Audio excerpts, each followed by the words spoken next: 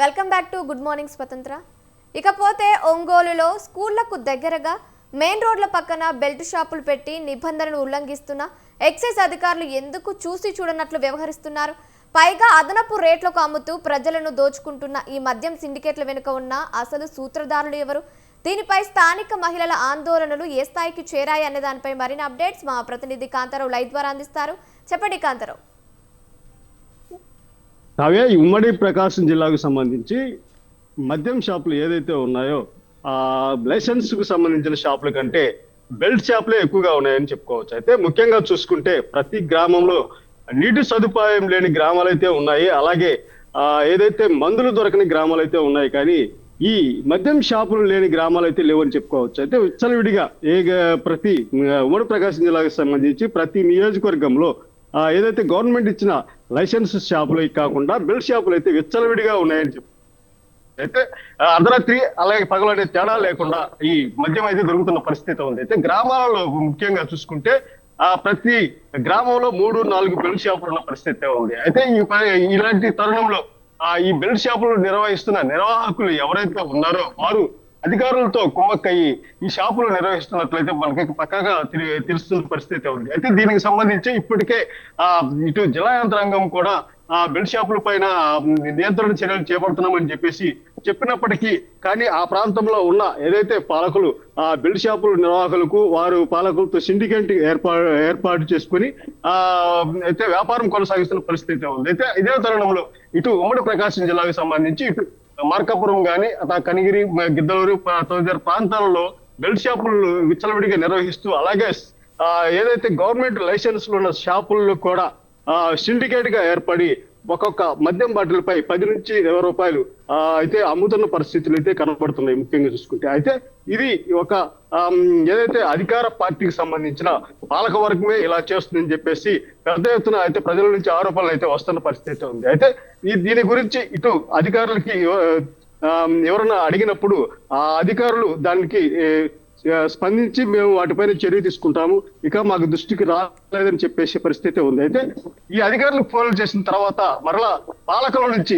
ఎవరైతే అధికారులకు ఫోన్ చేసి ఇక్కడ బెల్ట్ షాపులు నిర్వహిస్తున్నారు వీటిపైన చర్యలు తీసుకోవాలని చెప్పేసి ఎవరైతే అధికారులకు ఫోన్ చేస్తున్నారో ఆ అధికారులు ఫోన్ వెళ్ళిన తర్వాత 1-2 గంటల సమయంలో పాలకుల నుంచి మరలా ఫోన్లు వస్తూ ఎవరు మీరు ఇలా అధికారులకు ఫోన్లు చేసి బెదిరిస్తున్నారంట, మీరు ఎవరు ఏంది చెప్పండి అని చెప్పేసి ఇటు పాలకుల నుంచి అయితే విలేకరులకైతే కానీ అలాగే ప్రజా సంఘాల నాయకులకైతే ఫోన్లు బెదిరింపు కాల్సి వస్తున్న పరిస్థితి ఉంది. అయితే ప్రతి చోట సిండికేట్ గా ఏర్పడి ఇటు గవర్నమెంట్ లైసెన్స్ ఉన్న షాపులు సిండికేట్ గా మారి 10-20 రూపాయలు అయితే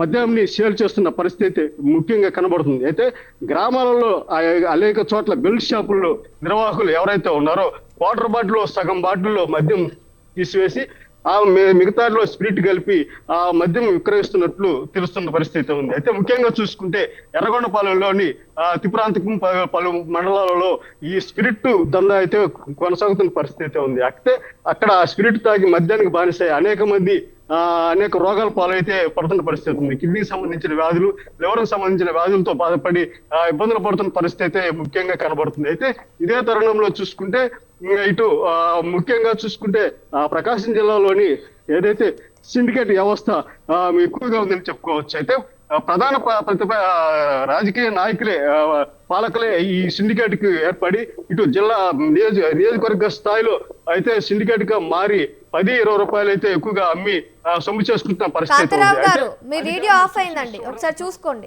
దీనిపై అయితే చూసి చూడనట్లు వ్యవహరిస్తున్నారని చేసి ప్రధానంగా చెప్పుకోవాల్సిన పరిస్థితి ఉంది. కావ్య, కాంతారావు గారు, ఇక్కడ మనం చూసుకుంటే ఈ అక్రమ మద్యం అమ్మకాల వెనుక ఉన్నతాధికారులు ఉన్నారని మీరు చెప్తున్నారు. ఎవరైనా నాయకులు కానీ అధికారుల పేరు కానీ బయటకు వచ్చాయా? అయితే అధికారులకు సంబంధించి ఇప్పుడు అయితే ఎక్సైజ్ శాఖ అధికారులు ఎవరైతే ఉన్నారో అయితే ప్రస్తుతం అయితే అధికారుల పేర్లు బయటికి రానప్పటికీ అన్ని ఏదైతే నియోజకవర్గ స్థాయిలో ఉన్న ఏదైతే అటు ఎక్సైజ్ అధికారులు స్థాయి అధికారులు కానీ అలాగే ఇటు ఎస్ఐ ఎస్ఎల్ కానీ వీటిపైన అయితే కొన్ని చోట్ల వారే ఈ మద్యం సంబంధించి రేట్లు అధికంగా అమ్మిస్తున్నారని చెప్పేసి ఇటు నాయకులు కానీ ఇటు ప్రజా సంఘాల నాయకులు అయితే కానీ ఆరోపిస్తున్న పరిస్థితి అయితే ఉంది. అయితే వారికి ఈ విషయం తెలియపరిచినప్పుడు ఆ విషయం మాకు తెలియదు, మేము వాటిపైన చర్య తీసుకుంటామని చెప్పేసి అధికారులు చెప్తున్నారే కానీ దానిపైన చర్యలు తీసుకున్న పరిస్థితి లేదు. అయితే ముఖ్యంగా చూసుకుంటే ఇటు అధికారులు ఇటు ఏదైతే అధికార పార్టీకి సంబంధించిన నాయకులు కుమ్మక్కయ్యి ఈ బెల్ట్ షాపులు కానీ అలాగే ₹1 ₹10 ₹20 అమ్ముతున్నారు అనేది చెప్పేసి ఇటు ప్రజలు అయితే గట్టిగా నమ్ముతున్న పరిస్థితి ఉంది. అయితే ముఖ్యంగా చూసుకుంటే ఏదైతే నియోజకవర్గాలకు సంబంధించిన ఎమ్మెల్యేలు కానీ అలాగే ఆ పార్టీకి సంబంధించిన నాయకులు అయితే కానీ ముఖ్యంగా ప్రధాన పాత్ర ఈ మద్యం అమ్మకాలపై పోషిస్తున్నారని చెప్పుకోవచ్చు. Kavya, thank you Kantharao, thank you for the updates.